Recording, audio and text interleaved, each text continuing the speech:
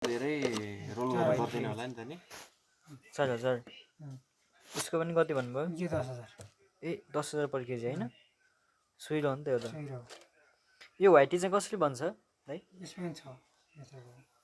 भन्न मिल्दैन रोलिङै हो हुन चाहिँ रोल गर्ने पनि छ नगर्ने पनि छ यसलाई गर्न मिल्दैन ए यसलाई गर्न मिल्छ सुइरोलाई मात्रै त्यो सुकाउने मात्रै सुइरोलाई गर्न मिल्दैन सुइरोलाई चाहिँ सुकाएपछि सक्यो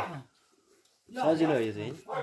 यो व्हाइट बनाउन सजिलो गोल्डन बनाउन अप्ठ्यारो गोल्डन मैले बनाएको छु अब बनाउँछु ए गोल्डन चाहिँ छैन तर यो यसको पनि सिस्टम छ नि त सिस्टम पनि छ यसको कुन टाइममा बनाउने गोल्ड कुन टाइममा बनाउने व्हाइट भन्ने पनि छ सिल्भर टी भनेको चाहिँ फर्स्ट प्लस भनेको यो अहिले गएको भन्नु होइन गइसक्यो नि त एक टिपा टिपिसक्यो फर्स्ट प्लस सक्यो अब रेनी सिजन फर्स्ट प्लस भनेको पहिलो टिपाइ अब पहिलो टिपा सक्यो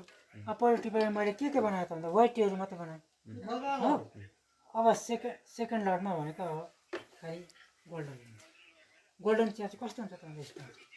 गोल्डन टी सेकेन्ड लटको 2000 रुपियाँ केजी बेच्छु